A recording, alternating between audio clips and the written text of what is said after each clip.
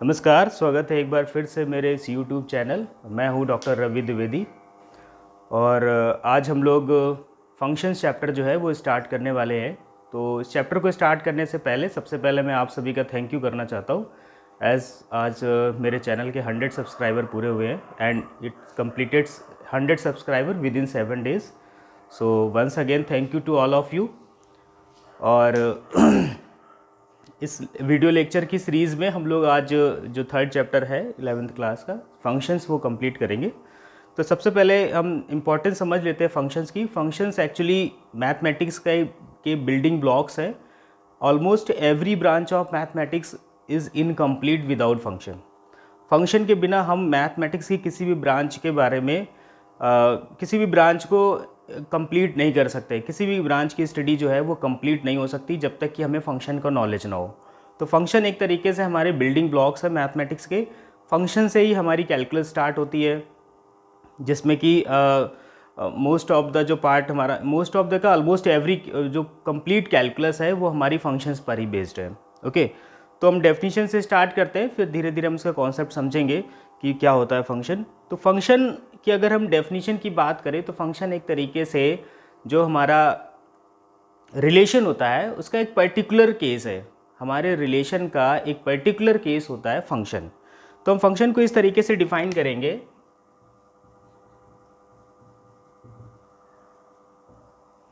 Okay, कि हमने कोई भी दो सेट लिए हैं,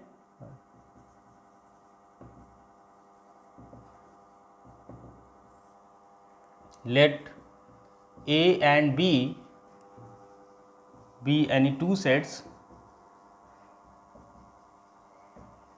ओके, हमने कोई भी दो सेट A और B लिए हैं। Okay, also let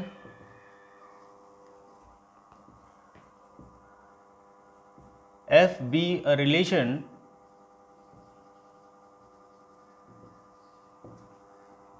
from A to B।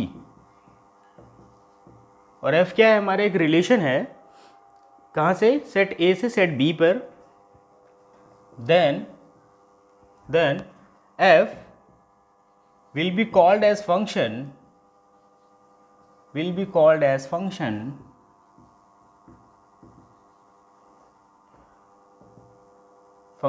if it satisfies two of the condition। First condition is that for every A belongs to capital A, okay, there exists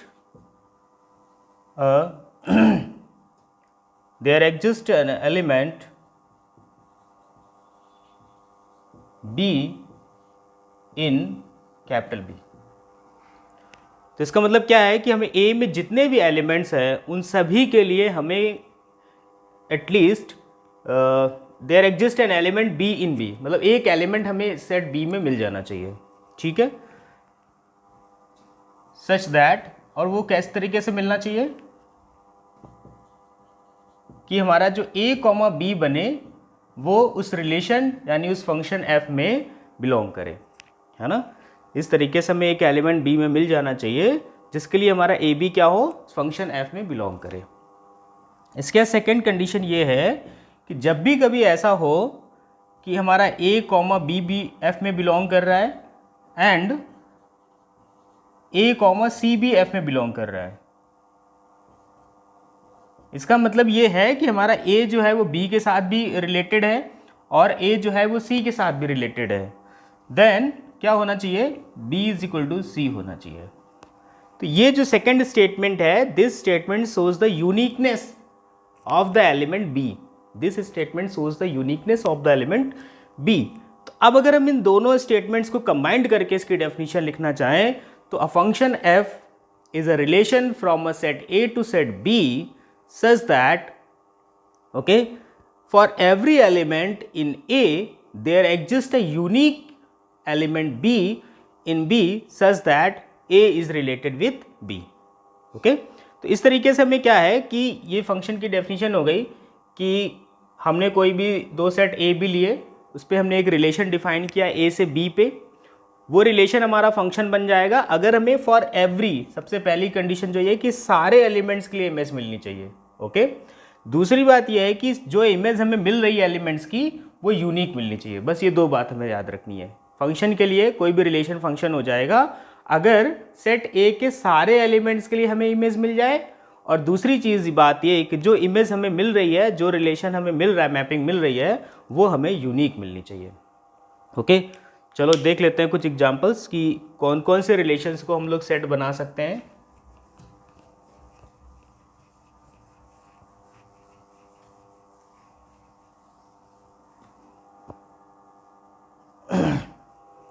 तो कुछ examples मैं लिख रहा हूं यहाँ पे।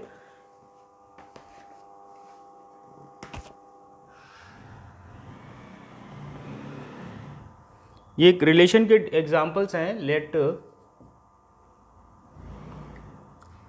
ए बी अ सेट 1 2 3 4। ओके, और यहाँ पे हमने कुछ रिलेशंस डिफाइन किए हैं। पहला हमने लिखा है इस तरीके से, इसमें जो ऑर्डर्ड पेयर का कलेक्शन है वो इस तरीके से है कि एक्स वाई जो होगा, एक्स वाई टाइप से ऑर्डर्ड पेयर इसमें है, और ये जो रिलेशन है वो डिफाइन है y is equal to x plus 1 type से। जो सेकंड एग्जांपल हमने लिया है इसमें हमने ऑर्डर्ड पेयर्स इस तरीके से ले रहे हैं एक्स वाई, और ये जो ऑर्डर्ड पेयर डिफाइन है वो x plus y is greater than 4। And second जो थर्ड जो एग्जांपल हम ले रहे हैं इसमें हमने एक रिलेशन डिफाइन किया है जो कलेक्शन है ऑर्डर्ड पेयर एक्स वाई का, और एक्स वाई जो रिलेट कर रहे हैं वो इस तरीके से y is less than x. And जो एक और हमने रिलेशन डिफाइन किया है दिस इज F4। तो इसमें क्या किया हमने, ये ऑर्डर्ड पेयर का कलेक्शन लिया और इन एलिमेंट्स को हमने डिफाइन किया x plus y is equal to 5 type से। ओके, नाउ अब हमें ये चेक करना है, now we have to check which of the following relations are functions. Okay, में से कौन कौन से रिलेशन ऐसे हैं जो हमारा फंक्शन बना रहे हैं। चलिए पहले एलिमेंट्स की बात करते हैं। तो इसके जरा हम लोग कलेक्शन में हम लोग क्या करते हैं, इसके एलिमेंट्स को लिख लेते हैं, है ना, हम इसका सेट कंप्लीट कर लेते हैं। तो y is equal to x plus 1, तो अगर हम पहले x इज इक्वल टू 1 ले लें तो हमें मिल जाएगा 1, 2। फिर अगर हम x इज इक्वल टू 2 ले लें तो हमें मिल जाएगा 2, 3। और अगर हम x इज इक्वल टू 3 ले लें तो y हमें मिल जाएगा 4, तो इट विल बी 3, 4। एंड अगर हम x 4 ले लें, ओके, तो हमें क्या मिल जाएगा 4, 5। ओके, बट 5 तो इसमें है नहीं, तो हम लोग क्या करेंगे, सिर्फ इतना ही लिखेंगे इसको। ठीक है, हमने क्या किया, y is equal to x plus 1 type से डिफाइन था। यहाँ पे हमने क्या किया, x इज इक्वल टू 1 लिया तो y 2 हो गया, x इज इक्वल टू 2 लिया y 3 हो गया, x 3 लिया y 4 हो गया। बट जब हम x इज इक्वल टू 4 लेंगे तो y की वैल्यू 5 आएगी, और 5 जो है सेट A में है नहीं। ओके, और हमने बताया था कोई भी रिलेशन अगर सेट A पे डिफाइन है उसके जो सबसे एलिमेंट्स होंगे वो कहाँ से आएंगे, A क्रॉस A से, यानी x भी A से लेना है और y भी A से लेना है। पर y यहाँ 5 है नहीं, इसलिए हम जो लास्ट वाला ऑर्डर्ड पेयर है वो यहाँ पे नहीं लिख रहे हैं। ओके, अब जरा देखो इसमें फंक्शन की डेफिनेशन के हिसाब से देखो, एक ऐसा रिलेशन, ठीक है, जिसमें क्या मिले कि एवरी एलिमेंट ऑफ A, यहाँ पे जितने भी एलिमेंट्स लिखे हैं सबके लिए हमें एक एलिमेंट B में मिलना चाहिए। तो B तो यहाँ पे है नहीं, हमारा पास A है, तो सबके यहाँ इन सारे एलिमेंट्स के लिए हमें एक एलिमेंट A में मिलना चाहिए। ओके, तो अब जरा इसके हिसाब से अगर हम देखें तो यहाँ A में हमारा 4 एलिमेंट्स, ये एक एलिमेंट 4 है, बट 4 की इमेज जो है वो हमको नहीं मिल रही है हमें, है ना। हमें यहाँ पे किसकी किसकी इमेज मिल रही है, किसका किसका रिलेशन मिल रहा है, 1 का मिल रहा है, 2 का मिल रहा है, 3 का मिल रहा है, बट हमें 4 का रिलेशन नहीं मिल रहा है। तो इसका मतलब है एक एलिमेंट छूट गया, तो ये फंक्शन नहीं हो सकता है, ये जो हमारा रिलेशन है वो फंक्शन नहीं हो सकता है। तो पहली कंडीशन ही फंक्शन की क्या थी, for every element in A। Okay, अब दूसरे की बात करते हैं F2 की। F2 को जरा हम लोग समझ लेते हैं। यह विद गिवन है x plus y is greater than 4। तो सबसे पहले तो हम इस तरीके से ले लेते हैं कि हम 1 4 ले लेते हैं। ओके, बिकॉज 1 प्लस 4 जो है वो क्या हो जाएगा, 5 ग्रेटर देन 4 हो जाएगा। 2 के साथ 3 भी आ सकता है, 2 के साथ 4 भी आ सकता है, और इसके बाद जो भी आता रहे हमें उससे मतलब नहीं है, क्योंकि यहाँ पे जो हमारी सेकंड कंडीशन थी कि कि for each element there exist a unique relation, हमें सारे एलिमेंट्स के लिए एक यूनिक रिलेशन ही मिलना चाहिए। तो यहाँ क्या हो रहा है, 2 जो है वो भी 3 के साथ रिलेट हो रहा है और 2 जो है वो 4 के साथ भी रिलेट हो रहा है। तो इसका मतलब ये वाला भी क्या होगा, फंक्शन नहीं होगा। ठीक है, थर्ड की बात करते हैं ज़रा। ओके, यहाँ पे थर्ड F3 हमारा कैसे बनेगा, चलो ये डिफाइन है y लेस देन x। तो अगर हम x1 ले लें, क्या ले लें, अगर हम x की वैल्यू 1 ले लें तो 1 से लेस तो इसमें कोई नंबर ही नहीं है। अगर हम x की वैल्यू 1 ले लें तो 1 से लेस तो इसमें कोई भी नंबर नहीं है। तो अगर 1 से लेस इसमें कोई भी नंबर नहीं है तो इसका मतलब हमें 1 के लिए कोई इमेज भी नहीं मिलेगी, है ना। 1 के लिए क्या होगा, हमें कोई भी इमेज नहीं मिलेगी। तो इसका मतलब इसको तो पहले से ही हम ख़त्म कर दें, क्योंकि 1 के लिए हमें कोई भी रिलेशन मिल ही नहीं रहा है जिसके साथ हमारा 1 रिलेट करे, एक एलिमेंट छूट गया। फोर्थ की बात करते हैं, F4, x plus y is equal to 5। Okay, तो पहले हम क्या लिख लेते हैं, 1,4, फिर 2 के साथ हम लिख सकते हैं 2,3। ओके, 3 के साथ हम लोग लिख सकते हैं 3,2 और 4 के साथ हम लोग लिख सकते हैं 4,1। क्या इसके अलावा कोई भी एलिमेंट्स बनेंगे इसमें, नहीं बनेंगे। तो हम देख सकते हैं कि यहाँ पे हमें सारे एलिमेंट्स के लिए एक ना कोई रिलेशन भी मिल रहा है और जो भी रिलेशन मिल रहा है वो यूनिक रिलेशन मिल रहा है। ओके, जो भी इमेज या रिलेशन हमको मिल रहे हैं वो यूनिक मिल रहे हैं। तो इसका मतलब हमारा जो फोर्थ एग्जाम्पल है ये हमारा एक फंक्शन है, ये रिलेशन हमारा कैसा है, एक फंक्शन है। तो आई होप कि फंक्शन की डेफिनीशन और उसका मतलब समझ में आ गया होगा। फंक्शन का मतलब यही है कि अगर हम कोई भी रिलेशन डिफाइन करें ए से बी में तो वो कैसा होना चाहिए, सारे एलिमेंट्स ए के लिए एक हमें रिलेशन मिलना चाहिए और वो रिलेशन हमें यूनिक मिलना चाहिए। तो उस रिलेशन को हम लोग क्या कहेंगे, फंक्शन कहेंगे। ओके, इसके बाद फंक्शन के बाद हम लोग क्या बात करते हैं, फंक्शन समझ गए, ठीक है। अब ये तो फंक्शन की डेफिनेशन हो गई इन टर्म्स ऑफ रिलेशन, पर इसकी प्रॉपर डेफिनेशन अगर हम लिखना चाहें तो इस तरीके से भी लिख सकते हैं।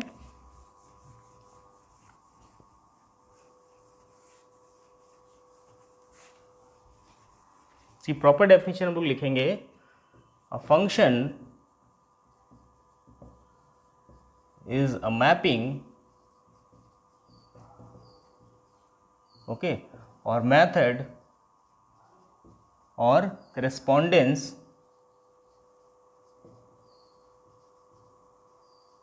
from set A to set B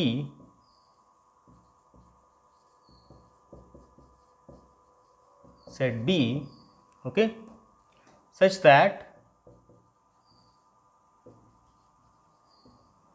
for every x belongs to A, okay, for every x belongs to A, there exists a unique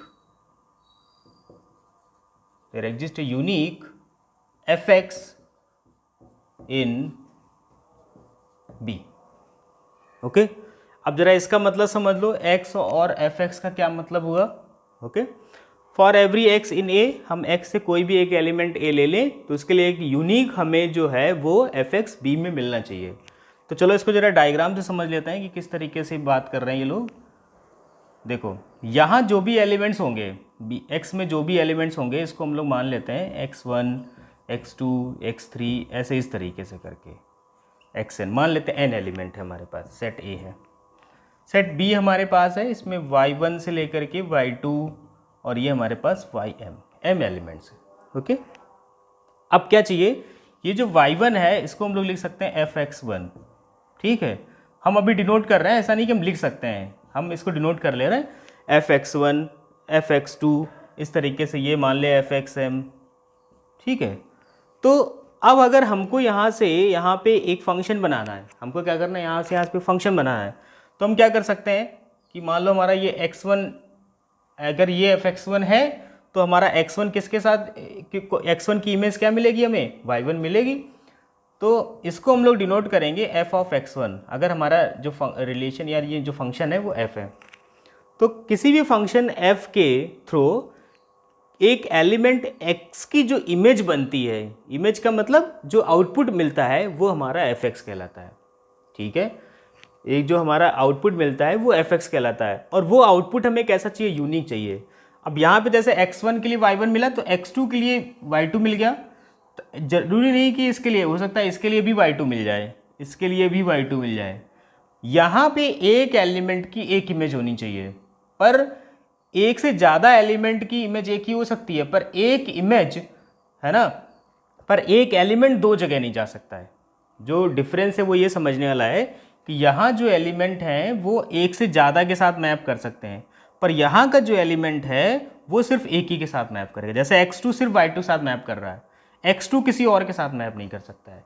तो ये बेसिक डिफरेंस है, ठीक है, फंक्शन में। जैसे मान लो मैं कि फंक्शन डिफाइन कर लें f(x) = x², ठीक है। तो ये डिनोशन है फंक्शन का, फंक्शन का डिनोशन है। यहाँ हम फंक्शन की इमेज, जो फंक्शन की वैल्यू फाइंड कर रहे हैं, ठीक है, वो इस डेफिनेशन के थ्रू फाइंड कर रहे हैं।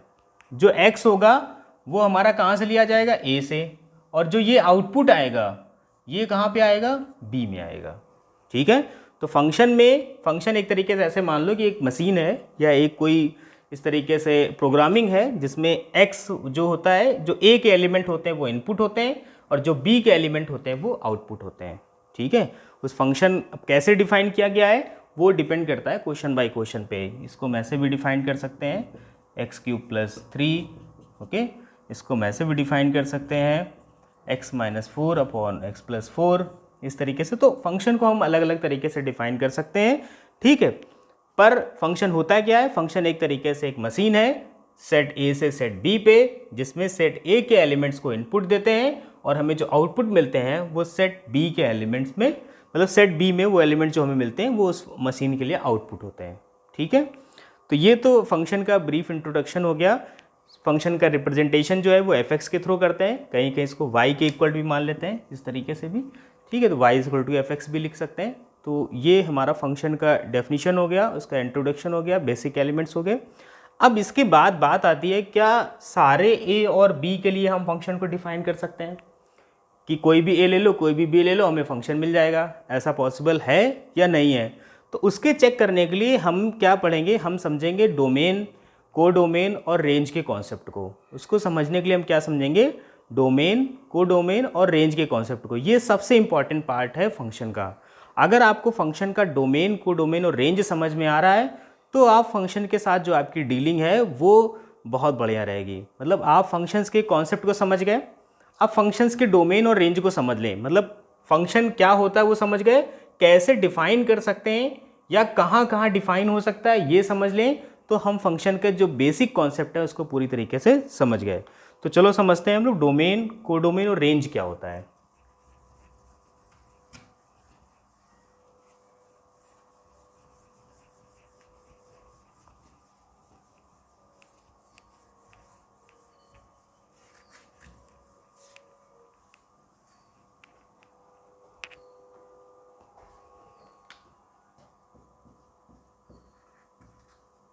Domain, codomain and range. चलो जरा डोमेन और रेंज को हम रिलेशन वाले डोमेन और रेंज से रिलेट करा लेते हैं।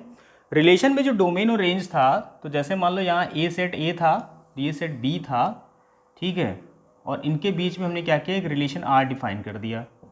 सेट ए था, सेट बी था, इनके बीच में एक रिलेशन आर डिफाइन कर दिया। तो यहाँ जो डोमेन होता था, domain of R, domain of R वो क्या होता था, एक्स होता था such that x y belongs to R. मतलब एक्स, वो एलिमेंट एक्स वाले लेते थे जिनका रिलेशन मिल रहा होता था, ठीक है। क्योंकि वहाँ पे ये कंपलसरी नहीं था कि यहाँ ए में जितने भी एलिमेंट हैं उनका रिलेशन यहाँ बनना चाहिए। रिलेशन में क्या था, ये रूल या ये हमारे पास कंडीशन नहीं थी कि ए में जितने भी एलिमेंट्स हैं उनका रिलेशन यहाँ बी में मिलना चाहिए, ठीक है। बट फंक्शन में हमारे साथ क्या है, ए में जितने भी एलिमेंट हैं सबका रिलेशन कहीं ना कहीं मिलना चाहिए बी के साथ। ये जरूरी नहीं है कि पूरे बी के साथ मिले या कम के साथ मिले या एक ही के साथ मिल जाए, बट यहाँ जितने भी एलिमेंट्स हैं उनकी एक यूनिक रिलेशन हमें बी मिलना चाहिए। तो यहाँ डोमेन का मतलब क्या होता है, वो एलिमेंट जिनका रिलेशन मिल रहा हो, और फंक्शन में क्या होता है, ए में जितने एलिमेंट्स हैं सबका रिलेशन मिल रहा है, तभी तो फंक्शन डिफाइन है, अदरवाइज वो फंक्शन नहीं होता। तो इसका जो डोमेन होता है इस तरीके से डिफाइन करेंगे। चलो पहले डोमेन की बात एक साथ ही सारे डिफाइन कर लेते हैं। Let f be a function f be a function from a set A to set B, ठीक है। अब हमने पहले ही बोल दिया f एक फंक्शन है तो इसका मतलब A के सारे एलिमेंट का रिलेशन मिल रहा होगा। तो अगर A के सारे एलिमेंट्स का रिलेशन मिल रहा होगा तो जो डोमेन होगा, डोमेन में वही एलिमेंट्स आते हैं जिनका रिलेशन मिल रहा हो, जिनकी इमेज मिल रही हो। तो डोमेन ऑफ f जो होगा वो पूरा का पूरा सेट A हो जाएगा। पूरा का पूरा सेट क्या हो जाएगा? A हो जाएगा, क्योंकि A के सारे एलिमेंट की इमेज मिल रही है, इसीलिए वो फंक्शन है। अगर सारे एलिमेंट्स की इमेज ना मिल रही होती तो वो फंक्शन ही नहीं होता, ठीक है। तो वो सिर्फ रिलेशन होता, और अगर रिलेशन होता तो फिर हम वही x लेते, उन एलिमेंट्स का कलेक्शन लेते जिनका रिलेशन मिल रहा होता है। चलो, डोमेन की बात हो गई। अब इसके बाद बात करते हैं रेंज की। रेंज ऑफ f, ठीक है। तो रेंज ऑफ f जो होगा वो कलेक्शन होगा all y, okay, all y, या y की जगह सीधे सीधे लिख लो fx। ये कलेक्शन किसका होगा? fx का होगा, such that for every x belongs to a। जितने भी x में a मिल रहे हैं, जैसे मान लो यहाँ पे हमारे पास 1 2 3 है, अब इस r की जगह हम f कर लेते हैं, फंक्शन बना लेते हैं इसको, ठीक है। और यहाँ पे हमारे पास 2 3 4 5 6 ऐसे करके था। तो ये 1 रिलेट हो गया 2 के साथ, 2 हो गया 3 के साथ, 3 हो गया 4 के साथ, ठीक है। अब हमने क्या कहा? रेंज, और रेंज ऑफ अ फंक्शन का मतलब उन एलिमेंट्स का कलेक्शन लेंगे जो किसी न किसी x की इमेज है, जो किसी न किसी x की, यानी a के एलिमेंट्स की इमेज है। तो यहाँ देखो जरा, 2 इमेज बन रहा है, 3 इमेज बन रहा है, 4 इमेज बन रहा है। तो रेंज में जो हमारे पास कलेक्शन होगा वो किसका किसका आएगा? 2 3 4 अकॉर्डिंग टू दिस एग्जाम्पल, ठीक है। इस एग्जाम्पल के थ्रू हमारे पास रेंज में क्या आएगा? 2 3 4 आएगा। तो बात समझिए, रेंज क्या होता है? रेंज का मतलब है collection of the elements of B which have a pre image in A। सीधी सी बात ये, जो ये एलिमेंट्स होते हैं इनको हम तो बोलते हैं इमेज, इमेज ऑफ, अब यहाँ पे जो भी अगर मान लो 1 है सिंपली तो 1 लिखेंगे, अदरवाइज जनरल हम लोग लिखते हैं इमेज ऑफ x। और इनको एलिमेंट्स को हम लोग बोलते हैं प्री इमेज, इनके एलिमेंट्स को हम लोग बोलते हैं प्री इमेज। तो अब ये प्री इमेज ऑफ किसकी है? 3 की है, तो यहाँ तो हम 3 बोलेंगे, अदरवाइज हम जनरल इसको बोलेंगे प्री इमेज ऑफ y। यहाँ जो भी एलिमेंट होगा y उसकी प्री इमेज है ना। तो B के सारे एलिमेंट्स, वो एलिमेंट जिनकी प्री इमेज हमें मिल रही होगी, उनका जो कलेक्शन होगा वो रेंज कहलाएगा, ठीक। चलो, बात थर्ड आती कोडोमेन की, कोडोमेन ऑफ f, ठीक है। तो कोडोमेन ऑफ f अगर हमको निकालना है तो ये सिंपली सीधे सीधे पूरा का पूरा सेट B होता है, इसमें हमें कुछ भी फाइंड करने की जरूरत नहीं है। अगर कोई भी हमारा फंक्शन A से B पे डिफाइन है तो कोडोमेन जो होगा वो पूरा का पूरा B होगा, डोमेन जो होगा पूरा का पूरा A होगा, रेंज जो होगी वो उन एलिमेंट्स का कलेक्शन होगा जिनकी इमेज हमें मिल रही होगी, है ना, जो इमेज बन रहे होंगे, जो किसी न किसी x की इमेज बन रहे होंगे, वो रेंज होगा, ठीक है। अब यहाँ से अगर हम देखें जरा, तो जो हमारा एक रिलेशन बनता है इन दोनों में, ठीक है, वो रिलेशन ये है कि जो हमारा रेंज ऑफ f होगा, रेंज ऑफ फंक्शन होगा, वो हमेशा सबसेट होगा कोडोमेन ऑफ f का। रेंज कभी भी कोडोमेन से, कोडोमेन की सुपरसेट नहीं हो सकती, रेंज कभी भी कोडोमेन का सुपरसेट नहीं हो सकता है, ठीक है। तो ये तो कॉन्सेप्ट था कि डोमेन, रेंज और कोडोमेन कहते किसको है, या हम कौन से एलिमेंट सर्च करने जा रहे हैं, ठीक है। बट डोमेन, कोडोमेन और रेंज फाइंड करना है, it's not a easy task कि हम इतनी आसानी से उसको एक तरीके से फाइंड कर लें, ठीक है। तो सबसे पहले हम कुछ क्वेश्चंस लेंगे, उसके अकॉर्डिंग हम लोग इसकी डोमेन और रेंज और कोडोमेन वो फाइंड करना स्टार्ट करेंगे। कैसे फाइंड करेंगे जरा उनके लिए भी कॉन्सेप्ट समझ लेते हैं। आई होप कि ये डोमेन, रेंज और कोडोमेन का कॉन्सेप्ट समझ में आया होगा। किन एलिमेंट्स को हम डोमेन कहेंगे, किन का कलेक्शन रेंज होगा और किन का कलेक्शन कोडोमेन होगा। तो सबसे पहले हम डोमेन की बात करते हैं। हाउ वी विल, कोडोमेन में फाइंड करने जैसा कुछ है नहीं कि वो तो ऑलरेडी वही सेट डी हो जाता है, ठीक है। डोमेन फाइंड करना हमें फाइंड करना पड़ेगा कि जो हमें गिवन फंक्शन है में कौन कौन से एलिमेंट हैं जिनका कलेक्शन हमें मिल रहा है, तो वो कलेक्शन उसका डोमेन होगा, ठीक है।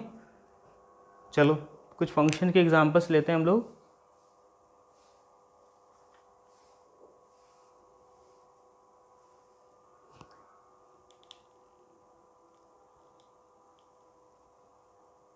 ये फंक्शन एक हमें दिया है f x is equal to 2x² minus 1, okay, and g x हमें दिया है, चलो अभी जी एक्स की बात हम बाद में करेंगे, ठीक है। तो अगर हम इस फंक्शन के डोमेन की बात करें, ओके, हम क्या करें, इस फंक्शन के डोमेन की बात करें तो पहली बात तो ये देखो, अगर हमें कोई भी फंक्शन इस तरीके से दिया है और वो कहाँ पे डिफाइन है ये नहीं हमको पता है, तो हम मान लेते हैं कि फंक्शन जो हमारा है, क्योंकि हम यहाँ पे रियल फंक्शन पढ़ रहे हैं, रियल नंबर से रियल नंबर पे डिफाइन है, ठीक है। पर अभी हम इसको ये ना मान करके, ये हम अभी मान के चल रहे हैं कि हमारा जो फंक्शन है वो रियल नंबर से रियल नंबर पे डिफाइन है। अब हम ये चेक करेंगे कि ऐसे कौन कौन से रियल नंबर हैं जिनके लिए हमें यहाँ पे इमेज नहीं मिलेगी, ऐसे कौन कौन से रियल नंबर हैं जिनके लिए यहाँ पे हमको इमेज नहीं मिलेगी।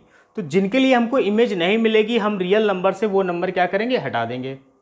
तो जो बचा हुआ सेट हमारे पास होगा वो इस फंक्शन के लिए डोमेन हो जाएगा। बात समझ में? डोमेन में हम क्या करने वाले हैं, कोई भी फंक्शन हमें दिया जाएगा तो हम ये मान लेंगे कि वो फंक्शन हमारा रियल नंबर से रियल नंबर पे डिफाइन है, हम उसका डोमेन भी रियल नंबर मान लेंगे और को डोमेन भी मान लेंगे, लेट कर लेंगे, ओके। फिर हम क्या करेंगे, हम चेक करेंगे कि क्या सारे नंबर्स के लिए ये फंक्शन हमारा डिफाइन है या फिर ये फंक्शन में कुछ, ये फंक्शन ऐसा है कि कुछ एलिमेंट्स के लिए डिफाइन नहीं होगा, यानी कि कुछ एलिमेंट्स के लिए इसकी इमेज नहीं मिलेगी। तो उन एलिमेंट्स को हम हटा देते हैं, क्योंकि जब हमें क्या चाहिए, सारे नंबर की इमेज मिलनी चाहिए, तभी ये फंक्शन बन पाएगा। पर अगर हम रियल नंबर कंसीडर कर लें तो कुछ नंबर ऐसे मिल गए जिनके लिए इसकी इमेज नहीं मिल रही है, तो हम क्या करेंगे, उन नंबर्स को हटा देंगे। फिर उसके बाद जो बच के आएगा वो हमारा डोमेन हो जाएगा, ओके। अब चलो जैसे इस फंक्शन की बात कर लेते हैं, क्या इनमें से कोई भी एक ऐसा रियल नंबर यहाँ हमें मिल सकता है जिसके लिए इसकी इमेज हमको ना मिले? क्या इसमें से कोई ऐसा रियल नंबर मिल सकता है जिसके लिए हमको इसकी इमेज ना मिले?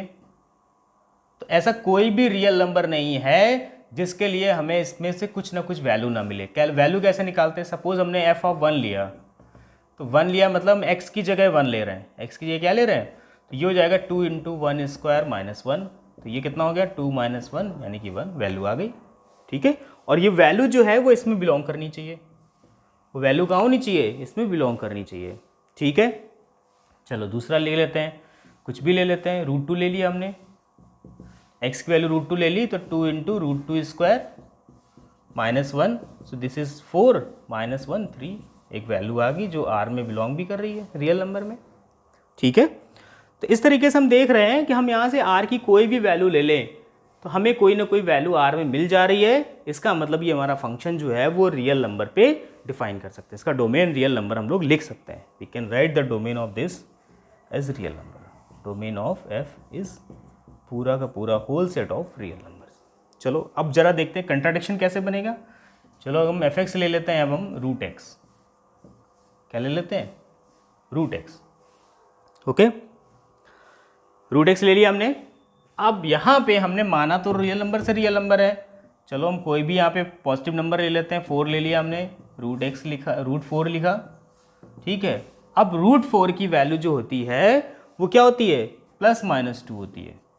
√4 की वैल्यू क्या होती है, +-2 होती है। तो अगर किसी भी नंबर की 2 वैल्यू मिलने लगेंगी तो फिर क्या हो जाएगा, ये यूनिक इमेज नहीं देगा, यूनिक इमेज नहीं देगा तो फंक्शन नहीं बनेगा।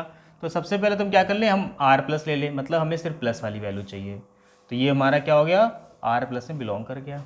पर अगर हम यहीं पे वैल्यू ले लें -4, क्या ले लें, √-4, तो स्क्वायर रूट ऑफ -4 क्या होता है कि किसी भी निगेटिव नंबर का, ठीक है, square root real number system में पॉसिबल नहीं है।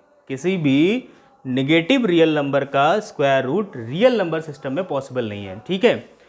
आगे जब हम लोग पढ़ेंगे कॉम्प्लेक्स नंबर सिस्टम तो वहाँ पे इस तरीके का पॉसिबल होता है, तो हम उस तरीके लेंगे। बट अगर हम रियल नंबर सिस्टम की बात कर रहे हैं तो इसका रूट जो है वो अनडिफाइन है अभी, यहाँ के लिए, इस केस के लिए undefine. For real case there is no real number whose square is minus, for real case कोई भी ऐसा रियल नंबर नहीं है जिसका स्क्वायर हमें -4 मिल जाए। तो ये हो गया। तो अब जरा देखो, जो भी हम पॉजिटिव नंबर लेंगे उनके लिए हमें कोई ना कोई रियल नंबर मिल जाएगा, बट जैसे हम लोग निगेटिव नंबर लेने लगेंगे तो क्या हो जाएगा, यहाँ से हमको इमेज मिलना बंद हो जाएगी। तो हम इसका डोमेन से क्या करें, आर से हम क्या करें, जितने भी निगेटिव रियल नंबर हैं वो हटा दें। आर से हम लोग क्या करें, जितने भी निगेटिव रियल नंबर उनको हटा दें। तो ये जो हमारा सेट बनेगा वो पॉजिटिव रियल नंबर्स का बनेगा। क्या बनेगा, पॉजिटिव रियल नंबर्स का सेट बनेगा। तो इसके अगर हम तो इसके डोमेन की अगर हम बात करें, डोमेन ऑफ एफ, तो वो हमारा क्या हो जाएगा, पॉजिटिव रियल नंबर हो जाएगा। ठीक है, चलो एक और एग्जांपल लेते हैं। एक और एग्जांपल लेते हैं, इसको समझते हैं हम लोग कि हमने एग्जांपल ले लिया f x is equal to 1/x minus 4, ये ले लिया। ठीक, चलो अब जरा देखते हैं यहाँ पे आर जो हमारा सेट था, हम आर से एलिमेंट्स लेंगे इसके। अब जरा हमें ये चेक करना है कि ऐसी कौन कौन सी वैल्यूज़ हैं जिसके लिए फंक्शन की वैल्यू मिल जाएगी और कौन सी वैल्यू जिन पे फंक्शन की वैल्यू नहीं मिलेगी। तो सब लोग कोई भी एक नंबर हम ले लेते हैं यहाँ पे। ठीक है, सपोज हमने 3 ले लिया, तो 1/3 माइनस 4 ये आ गया -1। फिर हमने कोई भी दूसरा नंबर 2 ले लिया, 1/2 माइनस 4 दिस इज -1/2 आ गया। तो ऐसा करके हम कोई भी नंबर ले लें, बट अगर हम यहाँ पे 4 कंसिडर कर लें, क्या ले लें, 4 ले लें, तो ये हो गया हमारा 4 - 4 equal to 1/0 which is undefined. 1/0 which is undefined.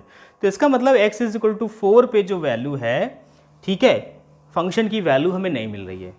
x is equal to 4 पे हमें फंक्शन की वैल्यू नहीं मिल रही है, तो हम क्या करेंगे, इस रियल नंबर के सेट को रियल नंबर के सेट से 4 हटा देंगे। तो जो डोमेन जब हम इसका लिखेंगे, domain of this f will be written as the real number r minus 0।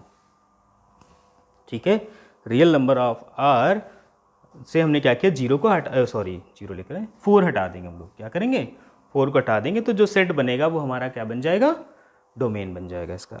ठीक है, तो अब प्रॉब्लम ये है कि सर क्या हम एक एक नंबर ऐसे रख के चेक करते रहेंगे कि किस पे डोमेन बन रहा है किस पे नहीं बन रहा है। तो उसके लिए हम कुछ फ्यू ऐसे स्टैंडर्ड फॉर्म बता दे रहे हैं जिनके लिए हमें डोमेन चेक करने के लिए हर बार सेम चीज़ फॉलो करनी होगी।